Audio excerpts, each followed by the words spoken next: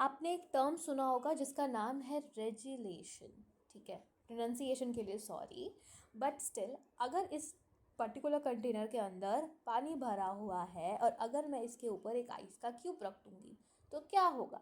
तो ये इसके ऊपर फ्लोट करने लगेगा। अब इस पर्टिकुलर चीज़ के हिसाब से क्या हुआ? इससे ये हुआ कि इससे हमें ये पता चल रहा है कि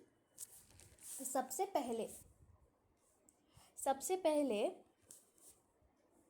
जो आइस है वो ये बता रहा है, जैसे कि आपको पता होगा कि जिसकी डेंसिटी ज़्यादा होती है उसको हम नीचे नीचे रहता है वो, यानी कि इसकी डेंसिटी क्या है? ज़्यादा, और इसकी डेंसिटी क्या है? कम। डेंसिटी कम है यानी कि वॉल्यूम क्या है?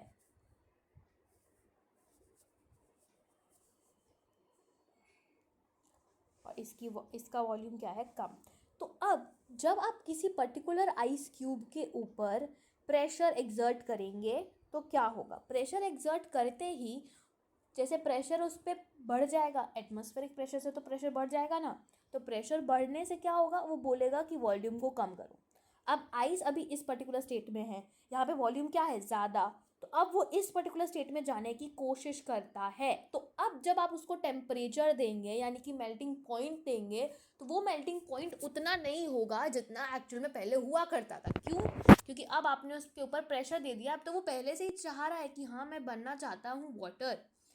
तो ये इसके अंदर ये सिंपल सा डेंसिटी वॉल्यूम का कॉन्सेप्ट यूज़ हो रहा है। अगर आप इसको यूज़ करेंगे तो आप इजीली रेजुलेशन को समझ सकते हैं। Thank you for watching the video.